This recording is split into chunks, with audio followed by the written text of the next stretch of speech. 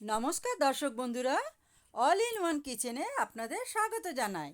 আজকের রেসিপি হলো সম্পূর্ণ নিরামিষ দই বেগুন। বানাতে খুবই কম সময় লাগে আর গরম গরম ভাতের সাথে খেতে তো দুর্দান্ত লাগে। তবে চলুন রেসিপিটা শুরু করি। এর জন্য আমি দুটো বেগুন নিয়েছি, ভালো করে ধুয়ে নিয়েছিলাম। এখন আমি এটাকে এরকম সাইজে কেটে নিলাম। কেটে নিয়ে এর মধ্যে আমি এখন দিলাম হাফ চামচের মতন লবণ, আর দিলাম হাফ চামচের মতন হলুদ গুঁড়ো, আর দেবো এর সাথে এক চামচের হাফ চামচ থেকে একটু কম লঙ্কার গুঁড়ো দিয়ে, তারপরে দেবো এর মধ্যে একটু ভাজা লঙ্কা, ধনে জিরে শুকনো খোলায় ভেজে আমি এটাকে পাউডার বানিয়ে নিয়েছি, সেটাকে এর মধ্যে একটু দিয়ে দিলাম। দিয়ে এই মশলাগুলো দিয়ে ভালো করে বেগুনের সাথে মিলিয়ে নেব। ভালো করে মিলিয়ে নেওয়ার পরে এটাকে আমি এখন 10 মিনিটের জন্যে ম্যারিনেট করে রেখে দেব। দেখুন সব বেগুনের গায়ে ভালো করে মশলাগুলো যেন লেগে যায়, সেরকমভাবে বেগুনটার মধ্যে মশলাগুলো মাখাতে হবে। আমি সব বেগুনের গায়ে মশলা এপিট ওপিট করে লাগিয়ে নিচ্ছি। দেখুন আমার সব বেগুনে লাগানো হয়ে গেল মশলাগুলো। এখন এটাকে আমি কিছুক্ষণের জন্যে ঢেকে রেখে দেবো, 10 মিনিটের মতন ঢেকে রেখে দেবো। ততক্ষণে আমরা একটা দইয়ের এটা বানিয়ে নেব। 1 কাপ দই নিলাম, তারপরে নেব এরই হাফ কাপের মতন জল। এটাকে একটু ধুয়ে এটাই জলটাই দিয়ে দিলাম, আর দিলাম অল্প একটু লবণ, আর দেব সুগার ফ্রি। আপনারা এখানটায় চিনি ব্যবহার করতে পারেন। আর যে ভাজা মশলাটার কথা বললাম, ধনে জিরে আর শুকনো লঙ্কা ভাজা, ওটা দিয়ে দিলাম। আর দিলাম একটু চাট মশলা। এগুলোকে এখন আমি ভালো করে দইয়ের সাথে ফাটিয়ে নেব। নিয়ে এটা সাইডে এখন রেখে দেবো। 10 মিনিট হয়ে গেছে। আমি এখন দেখুন ফ্রাই প্যান গরম বসিয়ে দিয়েছি, দিয়ে এর মধ্যে সর্ষের তেল দিয়ে দিলাম। তেল গরম হয়ে যাওয়াতে আমি বেগুনগুলো সব এক এক করে ছেড়ে দেবো। বেগুনগুলোকে ভালোভাবে ভেজে নেব যাতে বেগুনগুলো নরম হয়ে যায়।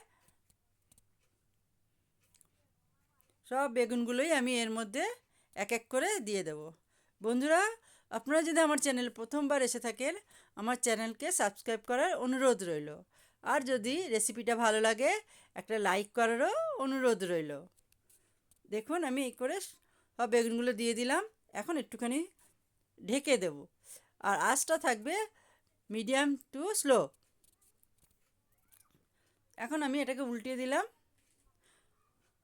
উল্টিয়ে দেব সব বেগুনগুলো।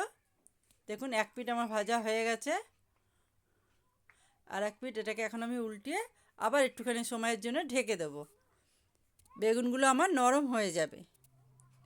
হয়ে গেছে কিছু সময়, এবার আমি বেগুনগুলোকে আস্তে আস্তে সব তুলে নেব। দেখুন আমার বেগুনগুলো সব ভাজা হয়ে গেছে। একটু উল্টিয়ে পাল্টিয়ে একটু দেখে নেব, যেগুলো ভাজা কম হয়েছে সেগুলোকে একটু ভালো করে দেখে আবার একটু ভেজে নেব। খুব সুন্দর করে ভাজা হয়ে যাচ্ছে। সব বেগুনগুলো এরমভাবে আমি ভেজে উঠিয়ে নেব। এখন এর মধ্যে আর একটুখানি তেল দিয়ে দেবো। তেলটা গরম হয়ে গেলে এর মধ্যে দিয়ে দেবো হাফ চামচের মতন সর্ষে, কালো সর্ষে, আর দিয়ে দেবো এর মধ্যে একখানা শুকনো লঙ্কাকে 2 টুকরো করে আমি এর মধ্যে দিয়ে দেবো। কয়েকটা 10-12টা কারি পাতা দিয়ে দেবো,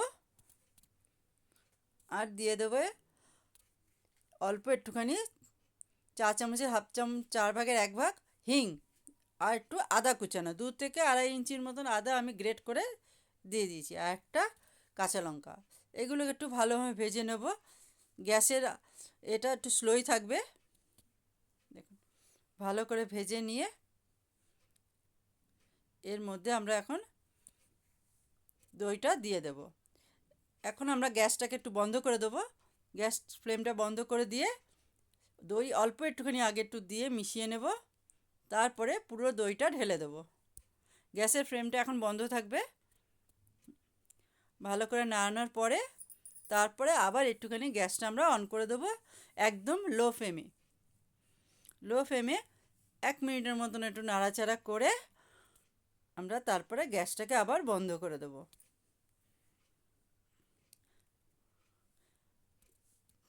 হয়ে গেছে আমার দই বেগুনে।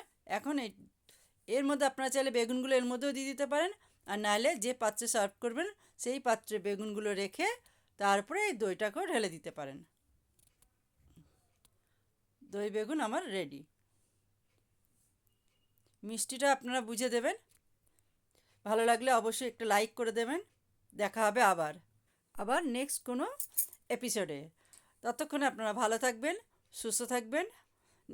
নমস্কার।